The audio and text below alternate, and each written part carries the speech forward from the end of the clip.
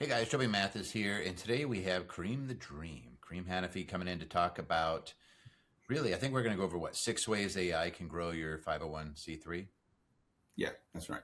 Uh, so Kareem's the head attorney for the nonprofit division over here at Anderson Business Advisors. He's a tax expert as well, and he worked with the IRS and their exempt entities division, so he knows what he's talking about when it comes to 501c3s. So I said, boy, it'd be great to get Kareem on to talk about AI, and everybody seems to be talking about it.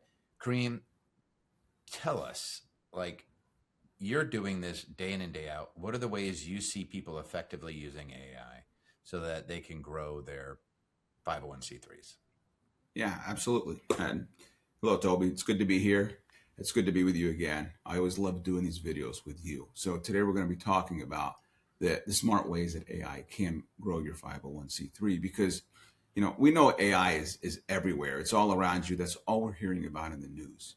And all of us have heard it, and it keeps coming up time and again. And it's something that you can use in every aspect of what you're doing, whether it's going to be individually or through your small business or any business that you have or your nonprofit. But for many people as well, we do know that it is and it can be really overwhelming. They're just not sure how to do it and how to use it effectively and how to use it as a tool to help with the nonprofit. So this is what we want to do. We want to show you just how easy it is to use, and it can help you to make an immediate impact of what you have for your nonprofit. So that, and the biggest problem that we see for a lot of nonprofits is it's time. It's all about the time because for many of the nonprofits that we work with and within Anderson, we've worked with almost 1,500 clients over the past 5 years. And what we've seen as the norm is that you tend to have about maybe 3 to 4 board members. And it's usually one or two of them that's doing everything. They're involved in everything. They're handling the administrative stuff. They're also reaching out to donors. They're trying to be able to raise awareness for the nonprofit and even doing the fundraising. And they're doing all of these simultaneously while they may also have a job as well. So it's very difficult to do that, to be that marketer, the writer, the strategist, to do all of these different things. But AI can certainly change that. And that's what we're going to go through today is the practical ways that AI can save time and help to grow your impact. It, it, Now, I just want to say, like, I've seen this over and over again and with other professionals too, is a lot of times they have a time issue. They don't have an expertise issue. So if they could get the extra 3 or 4 hours, they could get some things done. And, yeah. they step in and they look at AI and they think maybe AI will just do it for me. Maybe it'll get it there partially, but I've never seen anybody who could just say, hey, let AI do it. What are you seeing? Well, and that's a good point, is that, we want to use this as a tool to kind of get you started with this. You're still going to require humans, you're going to have to review the stuff. You want to tweak it, but it helps with the layout. It helps to describe things and articulate things, and it helps to simplify it as well in so many ways, because the thinking is that if you have to do this from scratch, all of us are going to have problems. We're going to have issues. We're going to have writer's block. There's going to be stuff that we're going to stumble on. It's not going to be able to get us through this and complete it. And it may take hours to be able to complete just one thing, whereas AI can help you put this all together, Get a it done. number of things really quickly. Well, let's dive in. Keep going, brother. I didn't mean to interrupt you. Okay, no problem. Ask any questions you got, Toby. Now, an important caveat. AI is not your lawyer, so keep that in mind. If you are wanting to do this and as you're doing this, don't use it for the IRS filings. Don't use it for that 1023 application. Don't even use it for a legal opinion. I don't recommend that. It's wrong all the time. And just to give you context, there's over 200 cases that have been cited involving made up facts and cases as well. And there was a reputable firm, in fact, that was reprimanded by the court because they cited 7 different cases in their brief, of which 6 of them didn't even exist. So the facts were made up and so were the cases. And even Kim Kardashian, actually, she blames ChatGPT for failing her law exam when she was in law school. She said they're always wrong. So don't rely on this for the legal stuff. Where it shines is as an assistant after you're tax exempt. It helps with faster communication, and content. It can help you with drafting, and it can help you with organizing, brainstorming, and communicating. So these are the 6 ways that we're going to, and I'm going to show you today about using AI in your nonprofit. So let's jump into that first one, which is going to be about sharpening your mission and your program language. So a lot of nonprofits, they do have a problem and they struggle to explain what they actually do. And if your message isn't clear, then donors, well, they're not going to give. So this is your elevator pitch. You're explaining what you can do in about 30 seconds. And you can take that elevator pitch and kind of use a variation of it.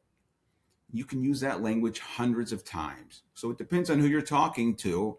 And you can take your existing mission statement and ask AI to simplify it, perhaps, make it more compelling, help with storytelling. And as I'm going to mention today, storytelling is an important piece.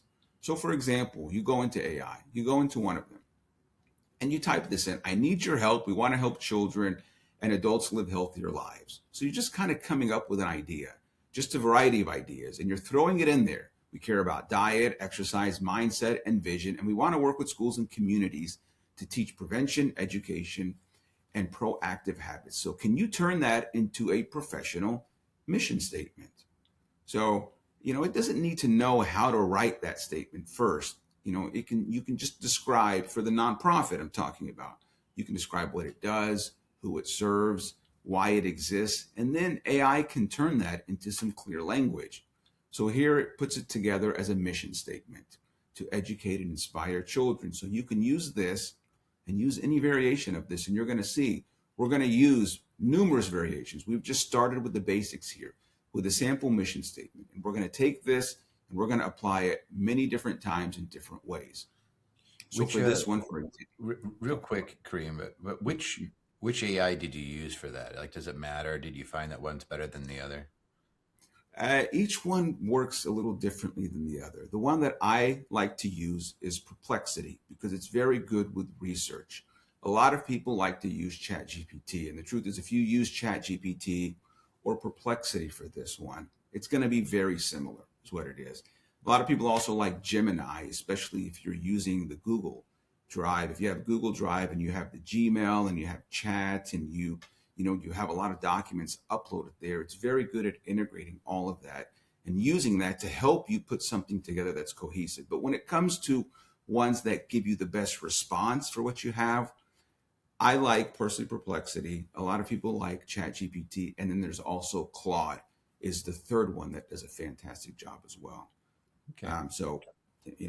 And I would say to anyone, take the same thing here that I mentioned on the previous slide with this example and try it and apply it to each one of them and see which one that you prefer. I should also mention, though, there's a free version and then there's a paid version, a subscription version. It's roughly about $20 a month or $200 a year. I think each one of them charge the same amount. And the paid version is definitely better than the free version.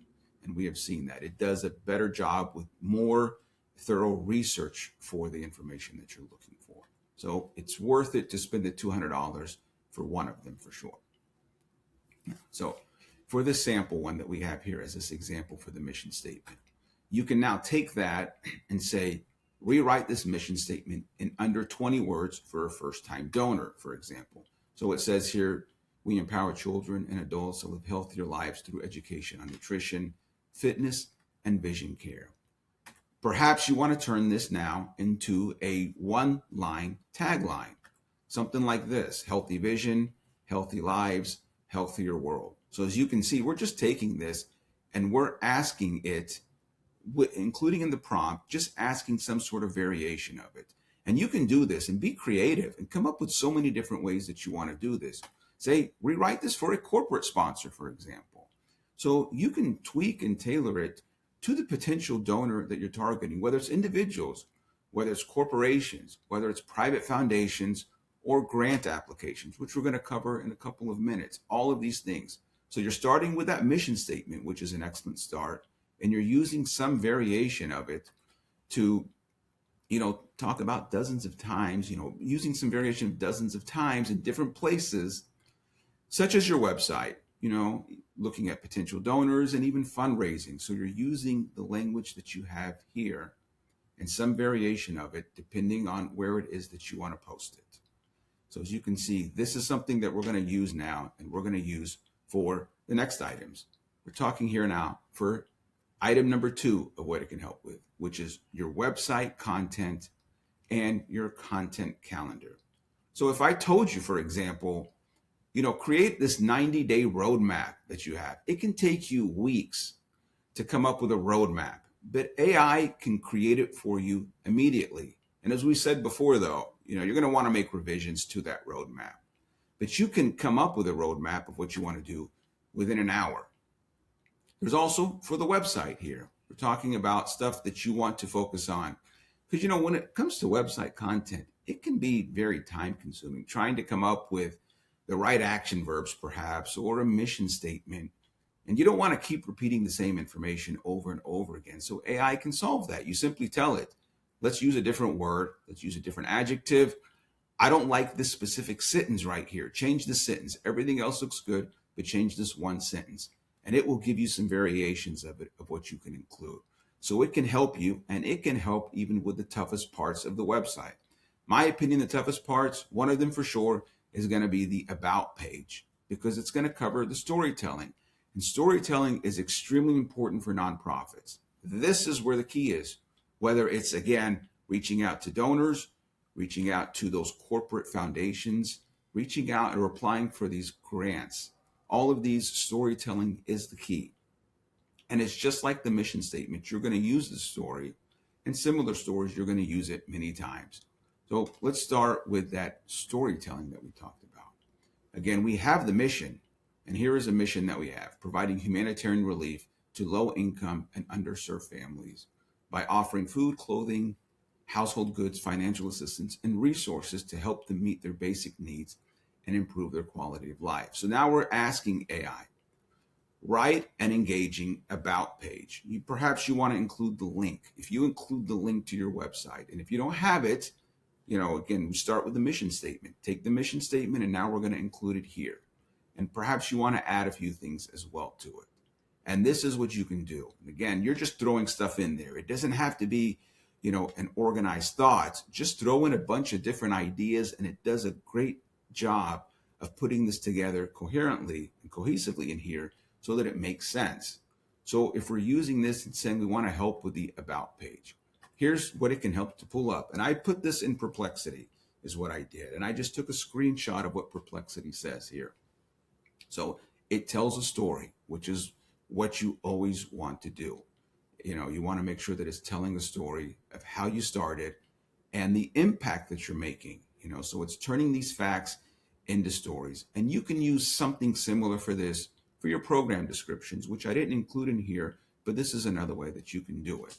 And if there's something you don't like in this, perhaps the last couple of sentences, this is more than charity, it's partnership, it's prevention. You may say, I don't like this.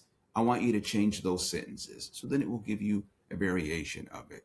Or you may pick something else that you don't like in there. And again, throwing it into this, into AI, and it can help give you some variations of it. It does a fantastic job. And this, it was able to generate in seconds for you. And then you just kind of go through and make some changes. And how about the content calendar that you want to do, which is a great idea as well. As I mentioned before, this can take hours, it can take weeks, it may even take a month for you to put this together, because there's so much, because we're talking about putting 3 months, that's about 12 weeks. So coming up with ideas that you want to do over the next 12 weeks. Again, you take the mission statement and you say, create a 3-month content calendar and include blog topics, email ideas, and social posts for the next 3 months. So it's going to generate this. So here's an example of just 1 week you have here. So it talks about the blog, talks about the social posts that you do. So let's say, for example, you like this idea of Monday, meet the Martinez family, because it is about storytelling and we want to write this compelling story. So you can tell it, help me write or help me to create a story for that Monday post. So this is what it can do, and this is what it can generate for you when it does that. It tells about the Martinez family. Yes. Real quick. On these stories, are you telling it the facts of a story, or is it making stories up? Well, if you don't give it a story, it will create a story for you. But the thing about that is that it kind of gives you an idea of how they're going to do it. So now you can go in there and say, instead of it being the Martinez family, let's say it's the Smith family. And the Smith family, well, they had a family of 4 or 5, and someone was experiencing some hardship, or perhaps the house caught on fire, or they had a medical emergency and were rushed to the hospital. And we needed to take, and they needed support, community support to help cover those bills or those expenses, or perhaps they needed a car. So you're just making some slight changes and variations to it is what you can do. And then again, it's going to help create that story for you. So you're kind of going through and it kind of lays it out for you. And then you can just go in and make these minor revisions and tweaks. And then it helps to put this together in a matter of seconds. Yeah. So, and that's a good point. It came up with an idea and with a story, and then you just go in there and change it to I how would it works. say that's the thing about AI is sometimes they call it hallucinate or whatever. They'll make up things, it'll fill in its own blanks. So you need to give it the direction. So if you have a story or if you have a avatar of who you want to help, you could do that. And then it could say, this would be an example. You don't want to say this is an actual family, but you could say the Martinez family. This was based off of a real client, or you could say, this is our hypothetical client or, beneficiary. Fill in give it as much as you can so that it's not just conjuring stuff up. Because I have seen people get frustrated using AI where it just will start making stuff up. And they're like, wait a second, that's not what I meant, or that's not. Give it what you mean and curb it and give it guidance, and it will listen and utilize it. Yeah, that's a good point. You do want to make sure that you go through these items. You want to go through all of these things that it's generating. Go through it line by line. Personalize it based on your nonprofit, based on your stories, your situation, the experiences that you've had to make those changes. What it does do a good job of doing is to lay it out for you to show you exactly how we're going to do this and how we're going to approach this. And then you can just make those tweaks and changes and it will do it for you. And if it's too long, you can shorten it. And if you can tell it you want to send an email, or you want to post this on the website, or you want to include it in a newsletter. So now it can give you a variation of these stories. Or perhaps you're even contacting, say, corporate sponsors. So you can do all of this and make a variation and tell that same story over and over again. But like Toby said, it does like to create stories and conjure facts and stuff. So you want to make sure that this information is accurate for your nonprofit. Mm-hmm. Now talking about the third item, which is the donor communications. And it's a big one for sure. Because most nonprofits, what they do is they send a generic email. They'll send a generic thank you. And it's a missed opportunity. It lets you tailor messages to different donor segments instantly. So again, going back to that original mission that we have, now we're telling it to write a thank you email for a first-time donor who gave $50 to ABC Foundation.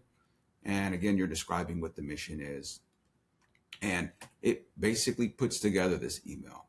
And what's important about this email, and this is what all of them do consistently, is they are explaining exactly how that money that was received, the donation that was received, how it is making an impact, how it's helping families, which is an important thing that you always want to do, is that you're showing that if you're not showing that you need the money, you're showing that you need these donations to help families that are in crisis, that are underserved families. So you're making an impact in the community. So you're showing how that money is being used. 100% of it is being used for that charitable purpose. So they do a good job of that. And that's what it does with these letters.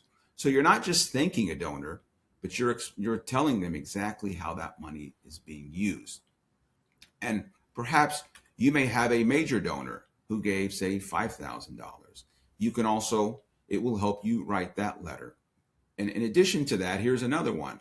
Also talking about that campaign that you have, a fundraising email. It's winter's coming up and you need to raise, say, $25,000 to provide emergency heating, assistance, winter clothing, and food for 200 families. So write this for previous donors. So once again, for the donors who gave $5,000, It talks about all these things that you are doing with the money that was received and how you're making an impact. Now, it does say here, I love to connect with you personally to share more about the impact your gift is making. Perhaps for many, and I know this for a fact with many of the clients that we work, that's not something that they necessarily want to do. You don't have to do it. Just go through this and make the changes and tweak it so that it works for you. But you just want to make sure you are sending these letters to the donors. You're personalizing these letters to the donors. It gets in front of them so that they know that you are operating what you're doing, so perhaps they will make another donation to your nonprofit. And even that could be something that you would use as part of this letter, a call to action, saying, the 5,000 that you gave helped us. If you could donate some more, especially as we're approaching certain times of the year, we can certainly make an impact during these holiday seasons. And dealing with that fundraising email to raise, say, $25,000, you're specifying exactly how that money is going to be used, the $25,000, who you're going to be helping with that. So would you consider giving again? So all of these, and these are examples of many different ways that you can do with the emails. And there's just endless possibilities. Rewrite this for monthly donors. We have here, rewrite this for donors who gave last year but haven't given this year. And you explain how the tone should be as well. It should be warm, non-guilt inducing, and inviting them back. So here you can see we've created about 5 different fundraising emails for 5 different audiences, all in about 10 minutes. Now you're going to go through this and make some changes. So it may take an hour or so, but it's very effective. And it helps you to personalize these emails. So that's the power that you see with AI. So you're not having to start from scratch every time. So you kind of have this foundation, you're kind of building it up and you're tailoring it instantly. And in addition, you can do it through monthly newsletters, which we highly encourage to do, event follow-ups as well, impact reports. That's an important thing, is showing the impact. As we mentioned it in the letter, you can also do these through newsletters as well. The volunteer appreciation is an important thing because you can get other people to help you with all of these as well. And that's something that you're going to want to do. You don't want to do all of these yourself. There's many things that you would need to do, and it would be helpful to have other volunteers. And then finally, a year-end giving campaign. So this is a very important one, and I'm going to show you in a second. But the key is you don't want to do this just once a year. You want to do these things frequently, some variation of these things, so that you're on the radar throughout the year. So as it's coming to a time that they want to make donations, of which many of them want to do during the end of the year and around Thanksgiving time, which is called Giving Tuesday. It's after Black Friday and Cyber Monday is that they have a Giving Tuesday. So perhaps sending and asking AI to help generate something, an email for ABC Foundation during Giving Tuesday, which is not included in here, but it will put something together. But what it does cover here is for that year-end giving email. So it's December 20th, and highlight the tax-deductible benefit, share a quick impact story, and create urgency around it. So having all of these things you're including in there as part of that letter. And here's an example of what it looks like for something like that. So showing that you have about 12,000 that's left to raise in the next 11 days. Now, I've seen many of these emails, and I'll tell you, it does make a difference when you show kind of where you are and what your goal is, that you'll see that many people will want to make donations to your nonprofit at the end of the year. If you've been receiving money, receiving the donations, and you're being close to reaching your goal, you'll see it is a very effective way, especially at the end of the year, where over 1/3 of the donations are made to nonprofits toward the end of the year. So it's something that you definitely want to target when it comes to these letters. So here, as you can see, we've covered so many different variations of these donor letters that you have, and also website, the content for it, the newsletter as well. So many different variations that you've done of what you can do in just a matter of minutes. Now, kind of jumping into the grant research. This is something that every nonprofit asks about because they're very interested in learning about grants. Now, just a few cautions though with this is, number one, AI can help you with it and it can speed up the research and the drafts. But it's important that you know that you have to go through there and make these changes to that. Funders know about AI responses, so you have to personalize it. They've seen enough that they can figure it out when it's being generated by AI. But it does dramatically reduce the time that it takes to get started, and it reduces the time it's going to take to be able to fill out these applications. Because as you're going to see in a minute, it's not just one question that they're asking you in the application. It does take quite a bit of time. And one other caution, though, when it comes to grants, is that if you are a new organization, a new startup with not much history, then it's going to be more difficult than one that's been around for a couple of years. Grant writers and even funders have said it's probably going to take a year or two after you've been in existence in an operation and have shown that you have been able to make some sort of impact. These are the things that are going to help you with getting the funding. So now let me show you how. When it comes to that grant application, you're always going to see these are the common questions that come up. Who are you and what is your mission? And you can simply throw this into any AI, whether it's ChatGPT, Perplexity, or Claude. Type these in, just put these in there, and even mention who you are, your organization, ABC Foundation. We've already explained exactly what it does, the types of activities that it's going to be doing, the impact it's going to be making. So now you can just type these in, put this into the prompt, and it will essentially generate and help you answer these effectively. So, and most of these applications do feel overwhelming, but it does kind of boil down to these questions that you're going to see in the application. And I emphasize this as well, is that it's not just for grant applications that you have. You're going to get the answers to these questions, and it's something you're going to be able to use not just for the applications, but for your website, for your emails, your newsletters, your fundraisers, and your thank you letters as well. So you're taking the same stuff and you're just using it over and over and over again in just some sort of variation that you have. So here are some sample prompts. For this first prompt that we have here, you know exactly what they want, which is an important thing because that's been the one thing that many funders have said has been the problem. It's something that is so simple is that you have to know what the requirements are for this application. If you don't qualify and if you don't follow the directions, then they're not going to consider you for that grant. So it's important that you understand what it does, and this is what it can do. Asking AI to summarize the key requirements, the eligibility requirement, the deadline, and what they're looking for, and whether it's worth your time to apply. So now, following up on that, writing a problem statement for ABC Foundation's grant application that addresses the key requirements. And then you would just give a little background about what you do in which county. So you want to give a little details because a lot of these things, especially when you see something like a community foundation, they care about what you are doing in your community, in the county where you are serving. So knowing that's who the funder is means you are targeting that county, that specific area.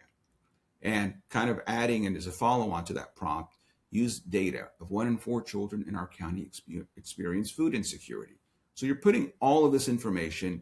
And here's another thing. It says keep it under 200 words because a lot of the applications, they don't want you to give this lengthy story. They're going to be reviewing hundreds of applications.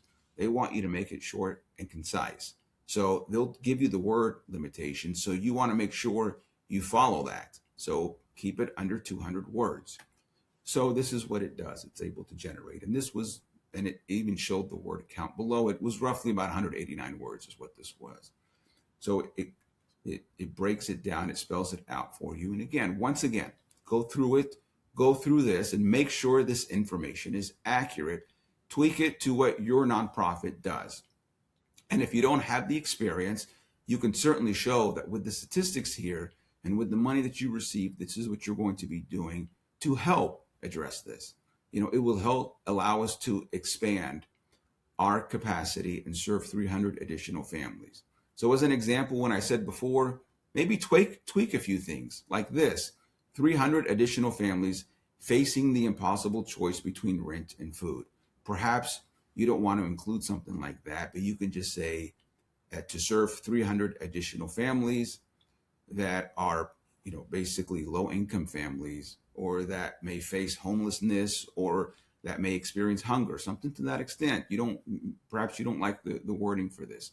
You can make some sort of change. And as what I'm saying, I'm just saying include that into AI and say, I want it to say something like that instead of saying something like this. And then it can help to write that out for you. So as you can see, there's just many different things that AI can do. In addition, when you're talking about these grant applications, you are also wanting it to focus on some other portions of that application. It's not just one question that they're asking you. There's going to be something, it's going to say something to you like, give us a program description. So then, and what you can do with these grant applications is literally copy, select, and paste the question is that they are asking, put that into AI, ChatGPT, Perplexity, Claude, whatever you choose to do, put that in there, just copy and paste it and put it in there, and then include what your mission statement is and what your purpose is and perhaps activities you've done. Put all of that in there, and now it will help you to create that response. And once again, though, I emphasize this, and I have to say it, and I've said it before, funders do know if it's AI generated. They've seen it enough. So you want to tweak it, but it's going to help you to organize this. You can even go back and say, if this sounds AI generated and this does sound AI generated, let's tweak it and change it and revise it. So it sounds like it's been a human that's creating it. So you can do that as well. Helping to personalize. There is something you can do. Something I've done when I use AI sometimes to create an outline is then I'll use Whisper, which is a talk to text application where it'll just record and you're basically writing with your voice. It's no different than voice to text and things like that. But you can actually take something and use it as a kind of as an outline, then walk your way through it, talk your way through it, and then clean it up afterwards. So sometimes that's helpful when it creates things. And sometimes it's so obvious that it's AI driven, and you don't want that because people are just going to turn off, whether it's good or bad. They're just going to turn off. So they want to hear it in your voice. And so sometimes it's taking something and saying, hey, wait, they organized it well. Now let me put it into my voice. Let me add color by adding my experience and my commentary to it. Yeah, and that's a great point. Is I know Whisper, I think it's whisper.ai, perhaps is what it is a great one. I'm going to list some of the ones that are common and popular. And I had initially had Whisper. And the reason why I didn't include as part of it was because I know a lot of people don't like talking into it. Mm-hmm. But to your point, though, if you do that and you want to be able to dictate, for example, that is a great way to do it instead of having to just go to any of these websites and entering the information in there. You can talk into it. And that is a great source right there. I would add that to the list that I'm going to show at the end. So for the grant sample letter, the program description, again, it's putting it all together here. The word count is under 300 as it's showing, 287. So again, kind of just going through this and making sure that you personalize this so that it works, and perhaps even using it in your own language, in your own tone, which is fine. It doesn't have to be written by an English professor in that style. It just needs to be personalized is what it needs to do. So doing it in your tone is certainly a great way to do this. And now, as you can see here for this description, this is something similar that you can use for your website. As I mentioned before, this is something similar that you can use for any emails, newsletters that you have there, and part of the fundraising as well. So this is something you can use over and over again. And finally, here is a few more prompts, which I think would be extremely useful for anyone that's looking to apply for grants. The first one is asking about specific grant databases for foundations and corporate giving programs to search. So now it can help you where you can find these grant opportunities, asking where are the best places to find it. But just a word of caution, it's not in here. I didn't list any of them here. They're usually not free. You're going to have to pay for something. It may give you a few that you can look at, but if you're looking to get access to about 100 to 200 different ones, they're usually not going to be for free.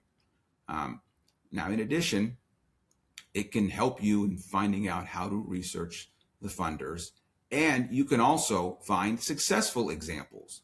So the second one, where can I find examples of successful grant proposals? And here's the thing about this, which you can do, which all of these do a great job with, is that you can take what that grant proposal, that successful one is, and you can attach it to AI. Maybe download the document if there's an application. You can attach it, and then you can attach your grant proposal as well, the one that you are going to be submitting. And you can ask it to make a comparison of the two to see if what you have written in here is similar to the one that was successful in receiving the grant. So you can do a comparison of these documents, and it does a fantastic job of breaking it down, of showing the strengths and your weaknesses. And then, of course, you can ask it, don't make it sound like it's AI generated. Make it sound like it's human. We want to make sure that it is similar to the organization that was successful in receiving the grant. So you can attach these documents and make the comparison, and you'll see just how it does a great job with that. And in fact, any sort of presentation, anything that you have for newsletters, any documents that you have put together, you can take that document, download it onto your computer, and then attach it and ask it to review it, and it will tell you where it's effective or where changes need to be done. So these are the sort of things you can see with it. And then finally, another one. I found a sample grant proposal. Analyze this and tell me what makes it effective. What structure did they use? What could I learn from this? And then again, you can attach yours and say, what is it that I should do and tweak to make sure that it fits with that? So there's many different ways that you can do this to help with the grants. And again, it can help you to do this in minutes instead of days. Now, shifting over to social media and these campaign ideas. Now, we've already started with that base, with that mission statement. And we've done it with donor letters. We're doing it with grant applications. So we already have kind of that foundation. Now we can just take all of that, all the information we've had, and now just plug it into various sources of this mediums that we have. Give 10 creative fundraising campaigns. Perhaps you even want to do 50. You don't have to do 10, because you get 50, you're not going to do all 10. You may find a couple of them to be effective. If you have 50, maybe you'll find even more to be useful. But you're coming up with many different ideas and different campaigns and captions that you want to include, whether it's going to be Facebook, whether it's going to be Instagram, it's going to be Twitter, it's going to be LinkedIn. All of them are effective depending on who it is and who your target audience is. But consistency is key. So you want to make sure that you do this regularly. So let's assume, taking that first example, give me 10 creative fundraising ideas. Now it puts together all of these. And it even tells you, the ones that they like. I usually don't recommend with the stuff that they recommend, but sometimes I do. And then you can take one of those and you can put that in there and say, okay, let's expand this. Let's tell a story. Let's do a media campaign for this that we want to do. So as another example here is taking that mission and saying, let's create this 2-week social media content calendar for ABC Foundation's Table Full of Thanksgiving campaign. So you're kind of going through the story, and you want to do the storytelling, as I mentioned before. From the beginning, you want to tell a story. You always want to tell stories, especially during the holidays and you're talking about stuff for Thanksgiving and Christmas. So here you can see it just kind of gives you an idea of about 3 or 4 days that you have here of what it covers. But it could be up to 14 days, for example, or however many days you want to do it, just tweak it to what you can do. But you do want to have a clear call to action. That is an important thing. You're talking about the stuff, but you also, the purpose of this is to get donations. So you have that call to action, is that, will you please donate? So as you can see here, we're talking about many, many different ideas and posts here. We have different content that we're putting it in, different types of stories, maybe the urgency of it, being thankful to them and having that call to action. And each one is going to be specific to the platform. And AI is very familiar with the different platforms of how you can do it. So once again, without AI, you're talking about hours of brainstorming and planning. And with AI, we're talking about really 10 minutes that you've come up with these ideas, another couple of hours that it would take you to kind of go through these and tweak it. And now you can use all of these ideas, whether it's from all of these sections or just dealing with social media, whatever it may be. You can take all of these ideas and take it to your board, assigning tasks and responsibilities, which leads up to this last one. We're talking about internal operations and governance. It's a good idea to have as we're looking at the asks for this. You're going to put the prompt for this, asking to create a board meeting agenda for a meeting, a nonprofit meeting. And you can do this. What are the top 25 tips for an effective board meeting? Or help me create assignments or tasks for each of the board members. I want to assign tasks and I want to make them accountable. So perhaps you'll assign a task for someone to handle the mission statement.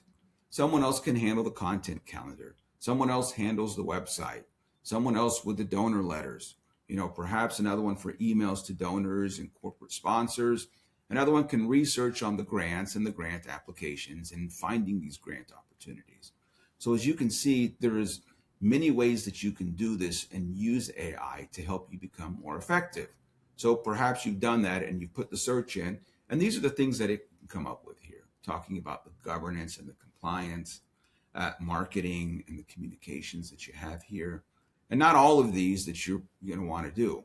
And I understand that. And you'll, again, keep tweaking this to make it work for you. But just asking it and putting these prompts into Perplexity, these are the things that it came up with.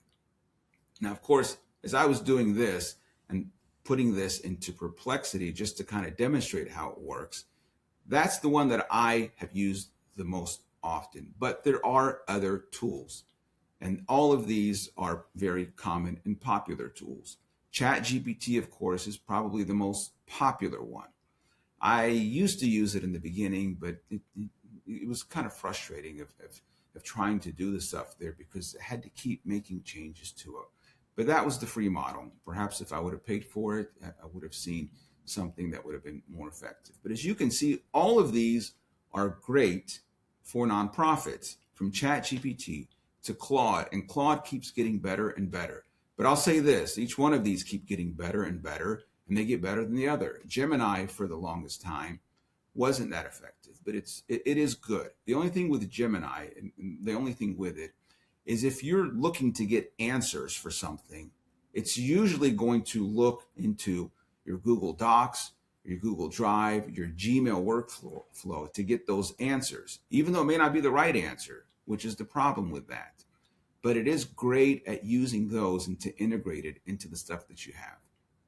Perplexity is very good with research, and it's good with citing footnotes or citing sources of what you have, of where you were able to find the information. So it will cite the sources if you want to go and look at those sources to be able to find more information.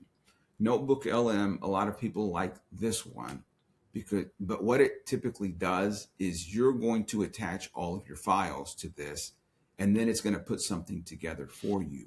And it can even create flashcards, note cards. It can quiz you with the stuff as well, or create little short lines for you as well. And it also does a pretty good job with the graphics. The only problem with the graphics is you're not going to be able to revise the graphics. So what does a good job with graphics? Gamma, people like Gamma for presentations in the pitch deck. I think images, Gemini does a fantastic job for the images. I'll just take a picture and I'll take 3 of us. And I did this recently. We were going, to a city and they had beignets there. It was in Louisiana. So he said, put these 3 pictures. Here's our faces, and put a picture of us eating a beignet. So it did, and it did a fantastic job with it. It looked exactly like us. So it does a great job with it. A lot of people like ChatGPT for that as well. It does a good job. And then Claude is good for presentations as well. It can help you with the slides. If you put slides in your PowerPoint presentation, for example, into Claude, it can match the style that you have, the format, the font, the colors. It does a fantastic job with that. And then finally, HeyGen is a very interesting one for videos. What is interesting about it is you just record yourself. You talk for about 15 seconds. You say something. And then it can help you to do this with an image that you have, and it matches the movement of your lips in foreign languages. So it can do it in Spanish, and people have said the Spanish is actually perfect. So it can help you to do these translations in different languages, different translations that you have here, matching the movement of your lips and everything with it. So it does a really good job with this with the videos. Very easy to do, very easy to set up for a HeyGen. So if it's something that you want to do with videos, I certainly recommend something like this. In Karim, I think there's Copilot too, which was not very good, but it's certainly coming along. And for people that do presentations, I just want to throw that in there too. My understanding is that it's come a long ways. And from Gamma users that have issues with font size, you know what I mean? If you've been using it, you can use Gamma and then use Copilot and fix that pretty quick. Whereas some people get frustrated because, it'll go and use really small font, which doesn't really work when you're giving presentations, especially if you're doing live presentations. Yeah, that's a good one as well. And last thing I would say is, let's say you're watching these videos on YouTube, and you've watched it, but you want to get a summary of it. AI is excellent for something like that. So you can take any video that you see. Perhaps you're looking at, there's going to be, and you can find resources out there talking about grant applications, talking about different things you can do for the nonprofit. So you can take the URL, but I have to caution, don't do it from your phone. It doesn't work the same way when you're copying the link. What happens is from your phone is you'll say copy the link, and then you'll try to put that into something like ChatGPT, or I would do it in Perplexity, and it says we're not able to read it. So what you have to do is you have to go to your desktop, and you have to go to the URL on the top of the page, copy that, and then put that into something like Perplexity and say summarize the video. And then you can ask it questions about the video. What did he say about grants in the video? And you can also say that he mentioned this about grants. Did I cover that in my grant application? So you can do things like that, and it really helps. So perhaps you're doing a presentation on something, and you may find another video out there, and you thought that what they covered in there was fantastic, and it covers a lot of points that you may not have covered in your slides. So then you can attach your slides to ChatGPT, for example, to any of the AIs, and then you would attach your slides and then ask it if from this video, did I cover everything that he said in the video? Are they covered in my slides? And if not, what should I add to it? So it does many things that you can see. It just does a fantastic job of helping you kind of put things together to make it effective. So again, that golden rule, use AI to draft and use humans to finalize everything. So, the bottom line is, it's not going to replace your nonprofit, but it will communicate faster. You can stay consistent with your content, and you can focus more on that actual impact. So, and that concludes everything. So hopefully, with all this information, a lot of information, great information. And it was fun putting this together because there is so much that you can get from AI, so much from these different resources that you can get. That I think that would be very helpful to all the nonprofits out there. All right. Perfect, Karim. I really appreciate it. Guys, if you want to talk to somebody in our office, just type in Karim the Dream in the comments, or I'll put a link in there where you can just click and talk to Karim and his team as to how they can help either set up your dream of setting up a 501c3, which, check out some of his other videos that Karim's done. There's so many reasons why we use these. It's a lot of folks, it's social impact. Sometimes it's family impact. Sometimes it's a very effective tax play where you want to be doing things when you retire, and you can start funding them now and getting some tax savings now. But there's a ton of different reasons why we use them. And Karim goes over a lot of those in those videos. I'll put a few links to some of Karim's other videos. But if you do want to talk to him and his team, just type in Karim. And I would say put in Karim the Dream, just make him happy down in the comments, or again, go to that link, like and subscribe. If you know anybody that has a nonprofit and you think this would help them, share it with them, please. And join our community. We put out about 3 videos a week, sometimes 2, sometimes 3, sometimes more. And it's always on content that's related to entity structuring, business planning, nonprofit planning, how to make things more effective, how to preserve, protect, and prosper for you. Thanks, guys.